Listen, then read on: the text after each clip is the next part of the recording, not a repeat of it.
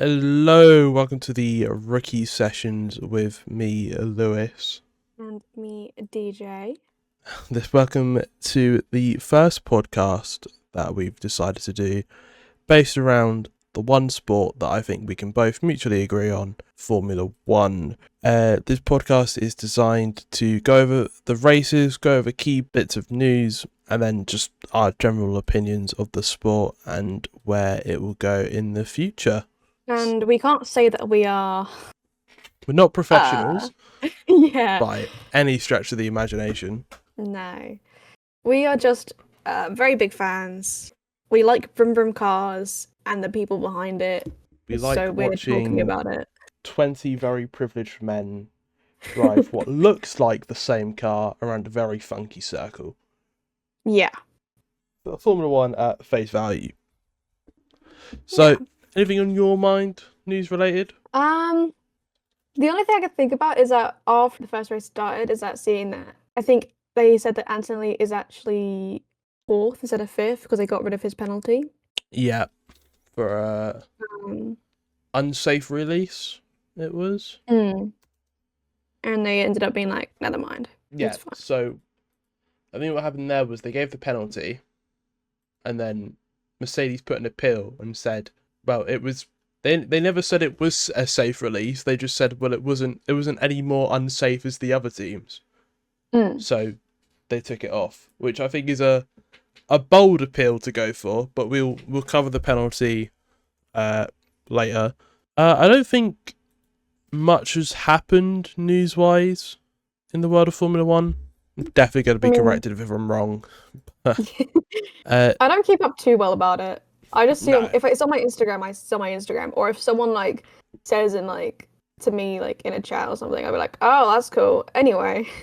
Yeah, I think one of the big things that's happening is, which I think is kind of forgotten about, is Adrian Newey's move to Aston Martin.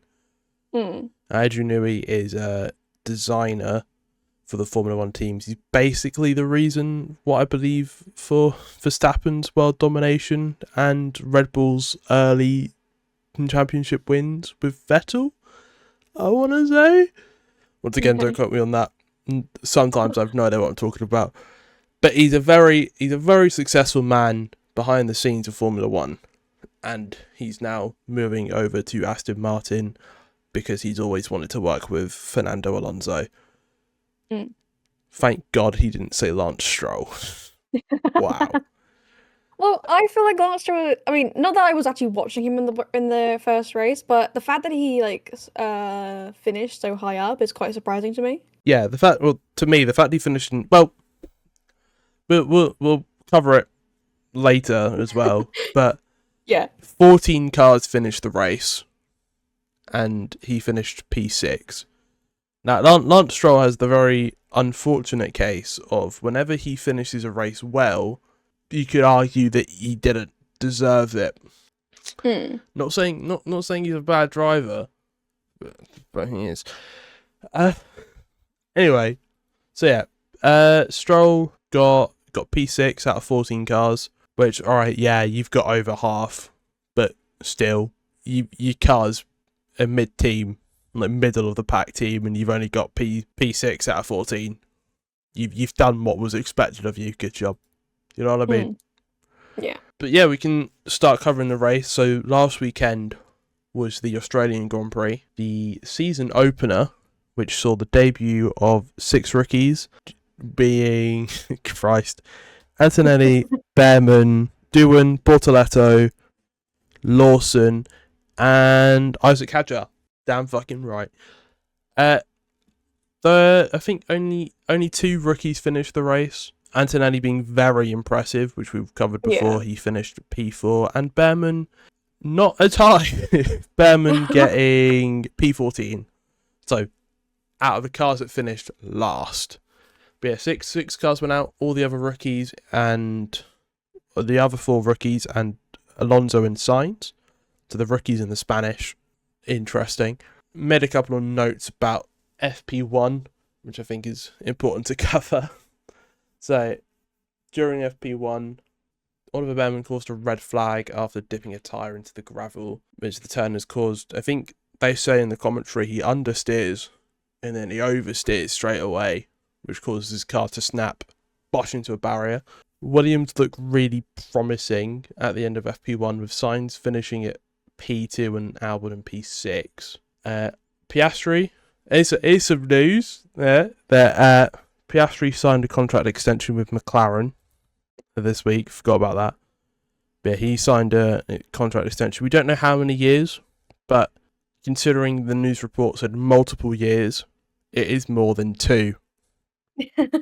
Yeah, that would be what multiple years mean. You're welcome. Potentially 3. But yeah, after signing the extension, Piastri finishes P4. Hamilton suffers the first lockup of the new season in his new fancy red car with his new fancy yellow helmet. Which, why is it yellow? I mean, Bold I guess move. yellow and red kind of fit together. Yeah, and like yellow, they had a yellow stripe on the car last year, which looked nice.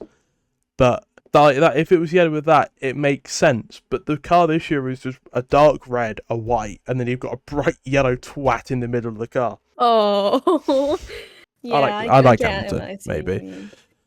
You like Hamilton, maybe? Maybe. I haven't quite decided yet.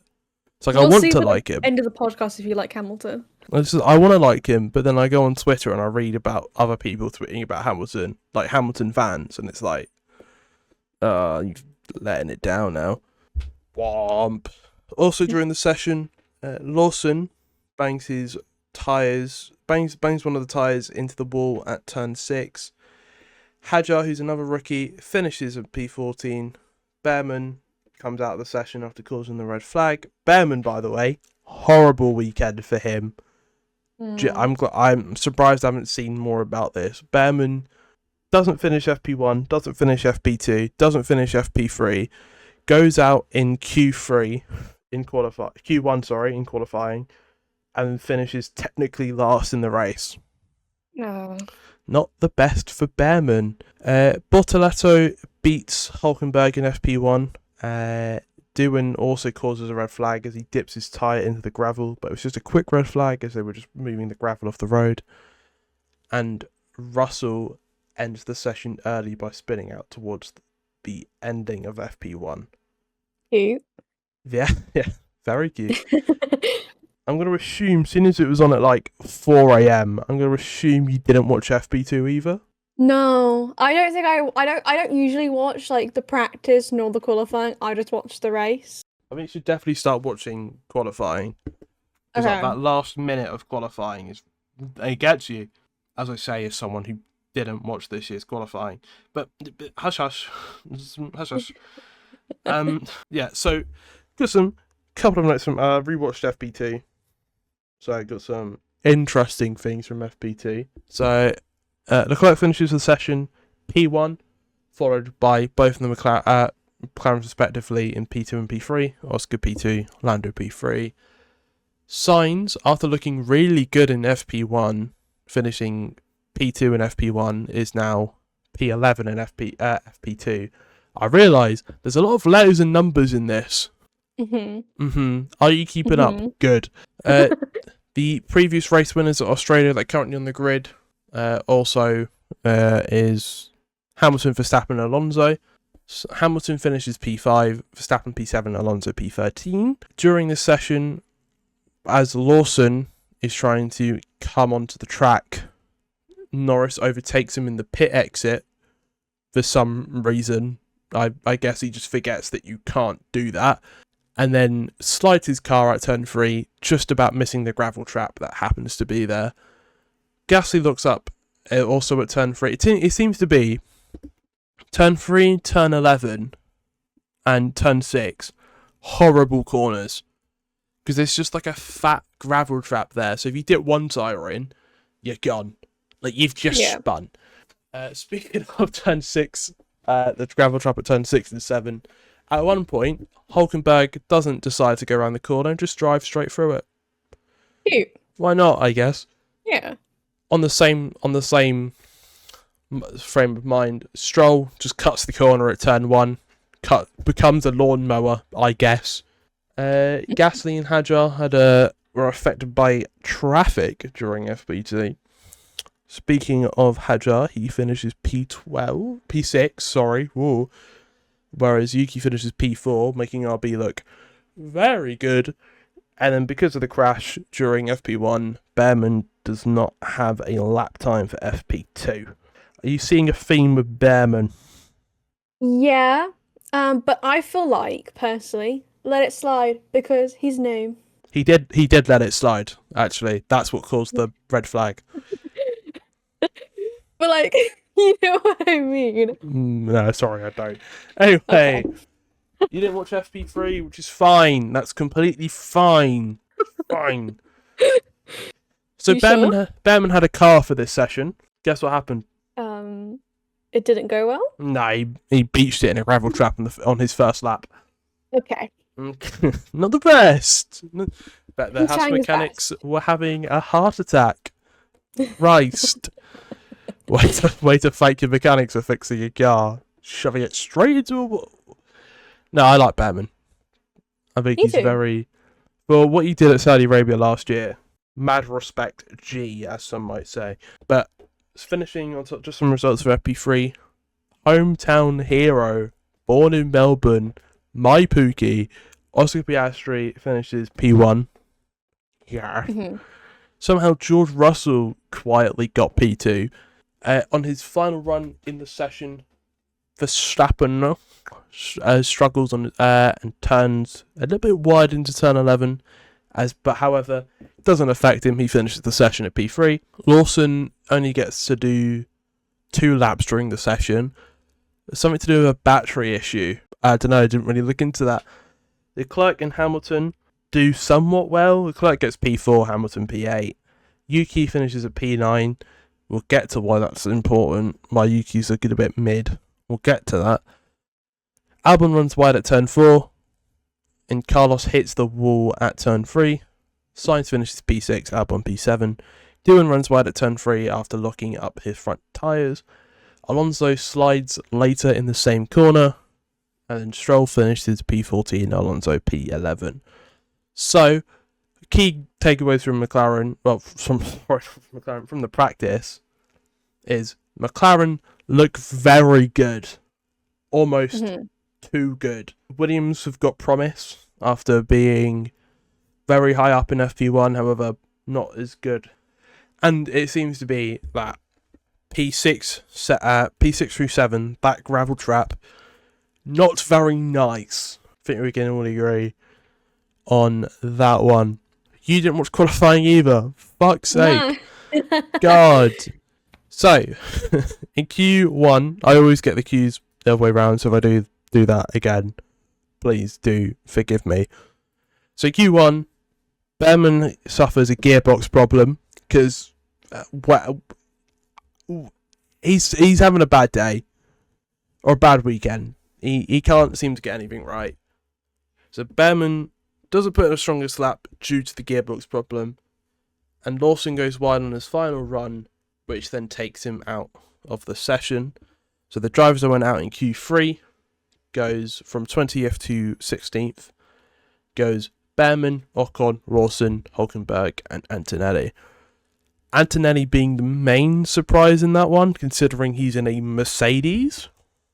That's quite a big deal, but however, he is a rookie, but as we'll get on later, even though he's a rookie, my god, he can do something with that Mercedes. It's not all doom and gloom for Antonelli. Then in Q2, at the end of Q2, Hamilton somehow ends up facing backwards after running wide at turn 12, which mainly affects Jack Doohan's lap, so you can guess who's going out this time.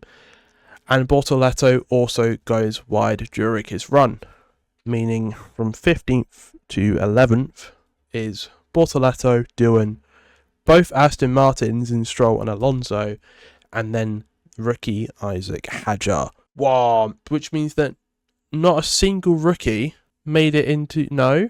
Yeah, not a single rookie made it into Q3. Womp. Bad womp. However, Q3 did happen with the rest of the drivers, Piastri on his first run goes wide at turn 14. Lando also does the same, which then gets his lap time deleted, which means that he only gets one run to properly put in a good lap time. And right towards the end of the session, within the last minute, Piastri gets provisional pole, just for Lando Norris to come out of nowhere and just steal it from him. How dare he? Now, I get that. He wants pole. Of course he does. He's trying to win. However, could he not have just gone a bit slow at the last corner? You know what I mean? Like, it's Piastri's home race. Why not just let him have pole? You know what I'm saying? Lando steals Piastri's pole. So McLaren end up on P2, P3. Verstappen finishes P3. Tsunoda gets P5. Albon P6. And somehow the Ferraris are P7 and P8. Which, at the end of testing, they were looking like the second fastest car. And now they're not looking like that. So hopefully that fixes up. We'll see. Now we get on to the main meat and potatoes, as the cool kids say. I've never had any quote-unquote cool kids say that. What do you mean? I have not heard any cool kids say that. Oh, the cool kids say that. Name one cool kid that says that. Me. Anyway, are you a cool kid? I can be cool. Dab on it, wag one. Shut up. Okay. Carry on. So, you watched the race. Finally something you fucking watched. Well, okay. I watched it. I woke up for it. And then, as I was watching it, I was still laying in bed. Since it was like 3 a.m. I kept coming in and out of sleep as I was watching it. But I watched some of it. I also fell asleep during the race. It was just too early. I need my sleep. Yeah, I made the mistake of staying up for F2, only for F2 to get cancelled and for it to not even be a race. Yeah. So that was good. Unfortunate for them. Yeah? Yeah. And how bad do you feel for the F2 drivers? Feel very bad because that was their moment and their moment was taken away. Totally, absolutely, yes. 100%. I feel quite bad for, I think it was Victor Martins who was on pole. I like Victor Martins, and he just couldn't race. He didn't get any points, which I think is a bit stupid. They should have just given the points for like the order they were in anyway. Are they not doing a different race for the first one, or are they just going to restart for the second one? Probably start from the second one. Okay. Poopy FIA. But speaking of other competitions, F1 Academy starts next week. Very excited. Yeah? Yeah, I follow F1 Academy on Instagram. Oh, that's good then. That makes my next question a bit easier for you. Oh god. Who are you supporting? Oh, I don't know. I don't know anyone in F1 Academy. I just watch all the updates. Is Abby still in it? Abby Pudding? Yeah. No. Oh, okay. She won, and then I think she left the Alpine youth program. Okay. And now she's doing her own thing, I guess. I don't actually know what Abby Pudding is up to nowadays. Well, I hope I feel like if anyone, I really do hope that even if it's just I don't know. I'm kind of hoping that one of them do end up in like, what was it, F3 or something. I think that'd be kind of cool. Yeah, well, I mean, the F1 Academy cars are spec for F4, so it would be quite nice to see them climbing the competitions. I think there was a woman, for some reason, I forgot, I think her name was like Floosh or something, which shows you how much I know. She's in F3, however, apparently not a very good person. Oh, is that the Bond one? Yeah. Yeah, isn't I'm not gonna say it, but I know who you're talking about. Yeah, I heard from Becca about it. The offline correspondent. Call it PA actually. So yeah, that F1 Academy next week happening in China. We'll speak more about China in a second. So what did you think of the race? Of the yeah 2025 official Australian Grand Prix, sponsored by that watch company I can't pronounce. Louis Vuitton. The watch company. Which one? Isn't it like Tag High or something like that? Oh, yeah, tag something. Yeah. I don't know why. All I've been seeing, because I've been seeing people like putting online about Louis Vuitton now being a sponsor. I'm like, why is Louis Vuitton a fucking sponsor? It's a sponsor. I couldn't tell from half the fucking signs on the track. I'm pretty sure I've seen the name Louis Vuitton spelt like that more than I've seen my own name, just from that one race. Yeah. Why is it everywhere? Sponsors, I guess, advertising. And also, I was gonna say, like, F1 fans, I mean, if they can afford to go to a race, they probably could afford Louis Vuitton. Very but true. Also, most people who watch probably F1 can't afford Louis Vuitton, so why is it a sponsor? But I thought the race was cool. Half the fan base watches it from illegal streaming websites, so yeah, don't think anyone is affording Louis Vuitton anytime soon. But yeah, the race is cool. My favorite team, Ferrari, they did okay. They could have done better. They did okay. They did. They were there. They were there. They did participate in the race. They were somewhere on the line. I think we all. I'm very sorry. I was gonna say I'm very like. The driver that I most liked during the race is Oscar. I think Oscar, when he spun out and then still was able to participate and still got quite high, I'm very proud of him. I think he was a fantastic driver. He was amazing. He should have got driver of the day. So why didn't you give it to him? I forget to vote for it. Well, who did get it? Was it Lando? Yeah, Lando got it. I think, personally, it's kind of boring to give it to the person who won. Okay, no, I think it's kind of boring for it to be the same driver every single time just because the Twitter fan base really like him. That's all I'm saying. That's all I'm putting out there in the world. I like Lando, but bloody hell. Anyway, race time. So, Hadra somehow crashes during the formation lap. Yeah. Giving the same vibe as the Brazil race in 2023, where Leclerc got an engine issue in like the first corner of the formation lap, and then just had to walk to the paddock, and the camera was just on him the whole time as he's just distraught. Womp. Anyway, sorry. Right. No, it was sad. I thought compassion. I thought it was quite sweet that Anthony Hamilton consoled him in the paddock. I thought that was quite cute. And then that one guy then started flaming him for crying, and I'm like, he's a kid. Leave him alone. Yeah, bro's waited his whole moment for this one, like, to be in F1, and it's his first race, and he doesn't even get to race. It's like literally seconds before lights go out, and bro's lost it. And then an old git tells him that it's like, I forgot what someone said it was like. He just said something really rude about him crying. He can cry. It's not that deep. It's okay for men to cry. Let that be a lesson. Yeah. Don't know how well that do. Yeah, so Hadra goes out in the formation lap, very sad.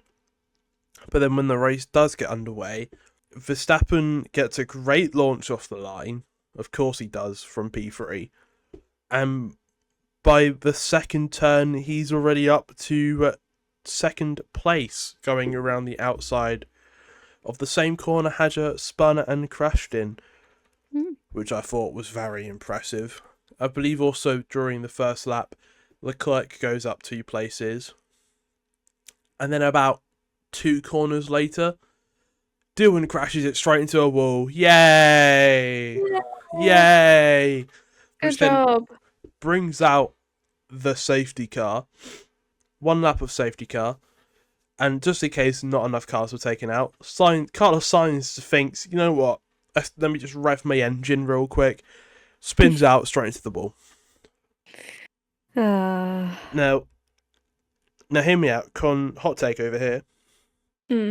Sainz described it as it was a massive torque surge. So it was an issue with the car. I think what actually happened was the FIA didn't repaint the roads. So when they drive over the white lines, they're really slippery. Mm. I don't think Sainz, and remember I love Sainz, I don't think he's willing to admit he drove in the wrong place of the road. Mm. That's all I got. That's what I'm saying. So yeah, Sainz goes out, gets taken out during safety car. Safety car restarts. It's fine, everything's normal. Antonelli overtakes Hulkenberg at P14, only to then spin out, narrowly, misses the wall. He's very lucky to not hit the wall.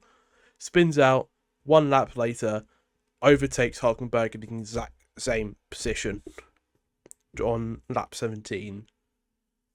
It's also on lap 17, on the same part of the track, Piastri overtakes Verstappen to get P2 back as Pistachio. Yeah. Verstappen. Who's that? Who's the new driver? Verstappen runs wide at turn 12. These turn numbers are very off the head here. I haven't got a map, so that I will probably get some of these turns wrong, but just stay with me here. How dare you? Which one's turn 12? That one. Yeah, thank you. So, turn 12. It goes wide at turn 12. Piastri comes through. Piastri gets P2. Then nothing really happens for a lot of the race. Piastri gets ever so closer to Norris. I think at one point he's 8 tenths away from Norris, only to then pull it in a gravel trap at lap 32 at turn 6. Great stuff. Now this is where the race really starts to pick up. Alonso hits the barriers 2 laps later, bringing out a safety car. So now Alonso's out. That's now 4 cars out of the race. Yeah? Alonso, Sainz, 4 cars out of the race.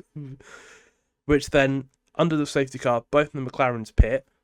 And the same with Verstappen. So the top 3 still the top 3. Then, 10 laps later, both after the safety car, both McLarens go wide. Norris is able to recover. However, Piastri comes onto the road with too much momentum, slingshots past the road, and is now just in this massive field of grass after turn 14. And he's just kind of left there limbo. And at this point, the on-screen F1 HUD displays Piastri is out the race. But as you might have seen if you're a McLaren fan, or just an F1 fan in general, Piastri tries to accelerate going forward, realises, nah, girlfriend, that ain't happening. Reverses, he goes from P2, reverses, finds a slip road, comes back on the track, now P12. Not good for Piastri. Later, 2 laps later, Verstappen pits for Inters. I've lost myself here. After Piastri regains himself on track, Norris pits for Inters, and Leclerc spins further down the road. 2 laps later, Verstappen pits, while Hamilton stays out, meaning that for the first time ever for Hamilton in a Ferrari, he is leading a race. However, not for long, because Norris is right up his arsehole. Respectfully.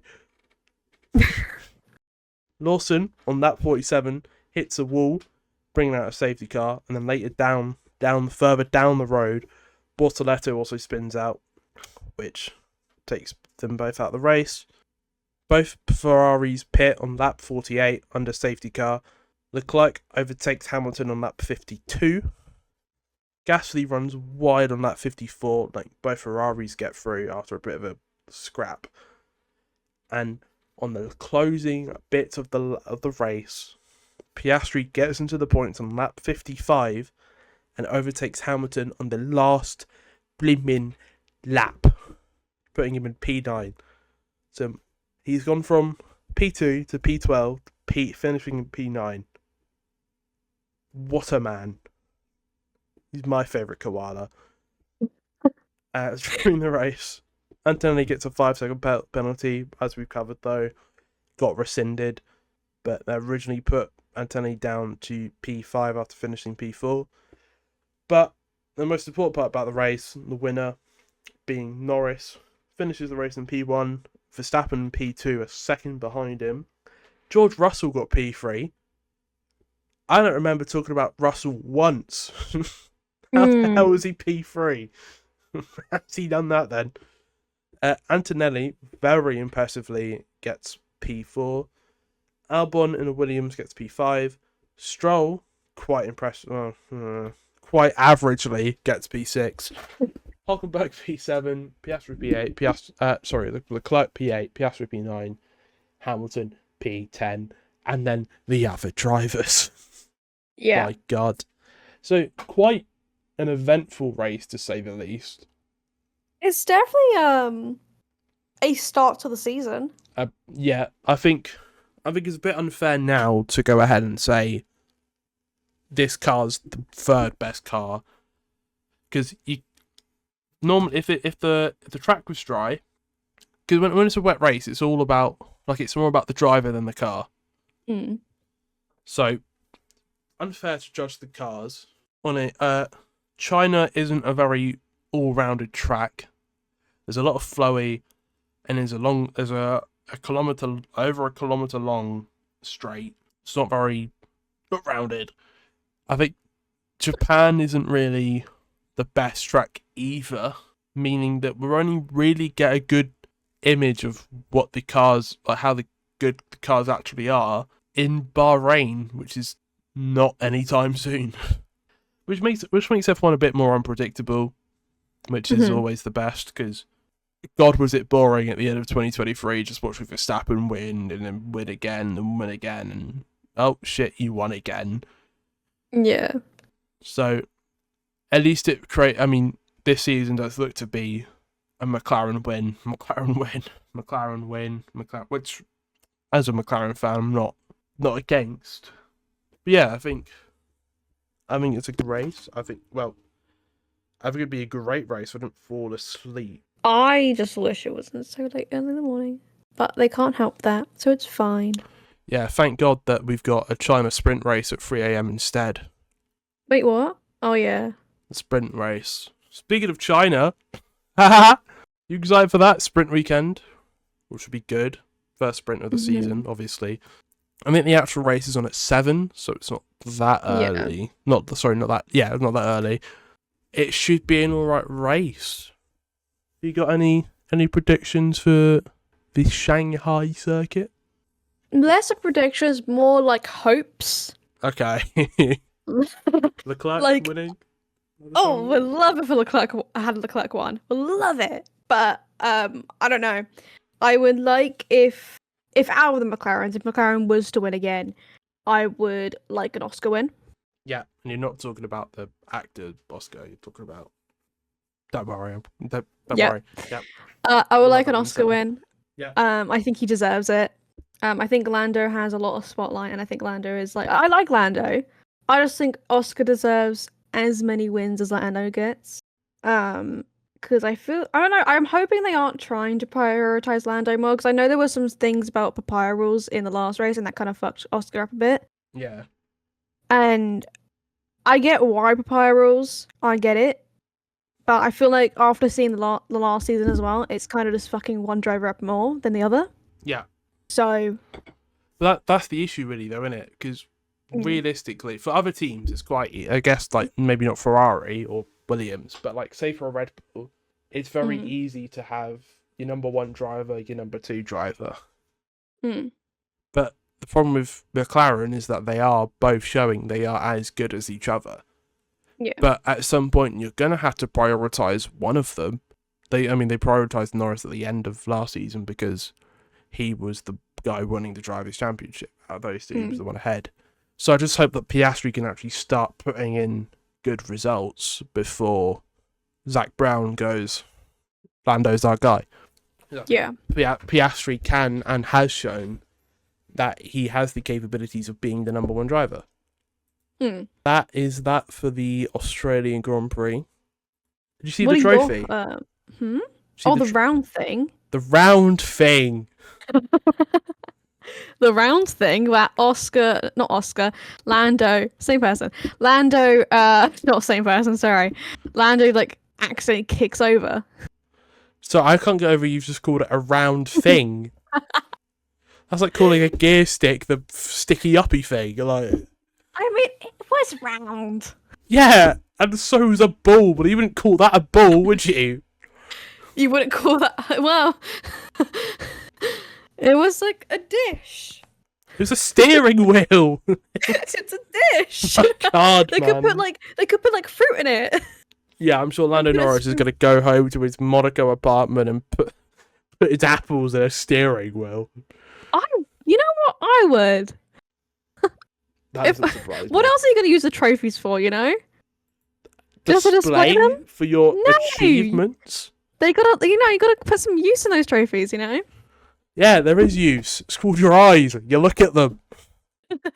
Nah, fruit. I think fruit's the way to go. Right, you know what? If I ever... Store some pencils. I'll keep that in mind, you know. If you ever win Yeah. anything, I'm going to say to put fruit in it. Okay. That's fine. And I don't know what I'd win, though. You'll win. Win what? I don't know yet, but you'll win. Okay. You always end up winning. What are your predictions for China? So, hopefully, don't think they're more predictions, more hope, like you. Mm-hmm. I really want to see Williams do well. Yeah, I get it, yeah. Especially after, like, James Vowles' mistreatment of Logan Sargent, and that is a hill I'm willing to die on. That James Vowles just didn't even... Like, but before Sargent left, Vowles wouldn't even look at Sargent. Like, that was a genuine report that was made. Which I think is, if you're a team principal, you probably should be giving your drivers a bit of attention. Hot take. Yeah, I really like, as soon as James Vowles has gone out and been like, look, I want my drivers to break everything. We're focusing on the car of 2026. I'd still, as soon as it seems like there is no risk for Sargent and Alonso. Like, they've got not Alonso, Albon, which makes it seem like they've got nothing to worry about. So they've got nothing to lose, which I think is, for those two drivers, Sainz, when he's got something to prove, there is pressure, he's already an elite driver. He's the only driver to win. He was the only non-Red Bull driver to win in 2023. He's the first non-Red Bull driver to win in 2024. There is talent in that man. And I think there is a lot of talent in Albon. He just doesn't have the car to show it. But I think after Australia, I think he has shown that very well. So I'm hoping that Williams... Obviously, Piastri wins, because he's my boy. And then Williams just... Williams P2, P3. There's my prediction. Yeah. There's my official prediction. I also like to see if Yuki's gonna... Yeah, Yuki deserves more. Yeah. In fact, specifically that Red Bull seat. Yeah, definitely. I think I put my notes that I thought Liam was going to do a lot better than he did. Considering last season. But he, yeah. Yeah. Yeah. About that. Yeah, to show you how much he deserves the Red Bull seat. It's only one race. So maybe in the next race he's gonna like, I don't know, push through, do his best and do really good. But I just thought he'd do better. So we'll see. But I like Yuki, so yeah, good. All right, well, I think we will wrap that up. Yeah. So it's just another experiment that we're doing for this season. Hopefully for this season, if we can keep it up. Once again, we'll be trying to cover all the races this season. So obviously China next weekend. I'm gonna have so many notes. There's gonna be so many so much typing. That's fine. Yeah. So this was the rookie sessions. Obviously, let us know what you think. Is there anything that you want to close out on? D to the J. I mean, this is going up on YouTube, right? Can do. Subscribe. Oh my god, yeah, and like subscribe, like the buttons, do all the little button thingies. Put a comment in the like section. Put a subscribe in the comments. You know how it is. You know what it do. All that stuff. And yeah, we'll see you after China. If we don't get 1 million subscribers by the end of the year, this channel will be permanently deleted. Oh. We'll see about Problem? that. You got a problem? Is there a problem? No. No? No. Good. This channel's going to get deleted in a year. No. Damn it. Why do I have to speak? Which would be fine. Anyway, yeah, thank you all for listening, and We'll see you. I'm going to learn Chinese by the next podcast. I would love to see that. Good. Set your expectations high. All right, goodbye. Bye.